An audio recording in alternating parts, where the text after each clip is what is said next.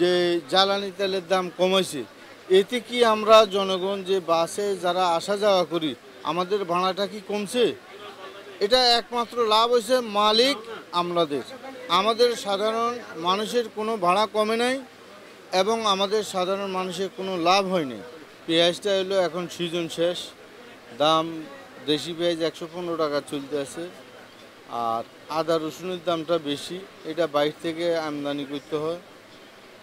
এরপরে হলুদের দাম বেশি, মরিচের দাম বেশি, তারপরে তেলের দাম কোনো কমতি নাই, চিনির দাম খোলা চিনি একটু বাড়ছে, মুসুর ডাল অন্যান্য ডাল আগের দামে আছে, আটা ময়দা আগের দামে আছে, এগুলির দাম বাড়ে নাই।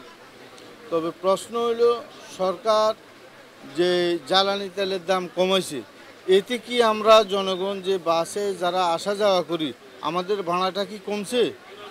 এটা একমাত্র লাভ হয়েছে মালিক আমলাদের।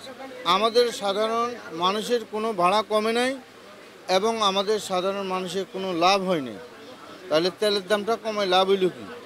আজকে ভোজ্য তেলের দাম কমতো, জনগণ কম খাইতে পারত। জ্বালানি তেলের দাম কমাইছে, ভাড়া কমাইতো, বাস ভাড়া কমাইতো, গাড়ি ভাড়া কিছু কমতো। কোনোটাই তো আমাদের ফায়দা হইল না। আমরা তো সেই জনগণ ভুক্তভোগী রয়ে গেলাম। এত বড় বিজ্ঞ যারা আছে ওনারা তো এটা কনসাল্ট করা দরকার ছিল যে ভাড়াটা একটু কমাই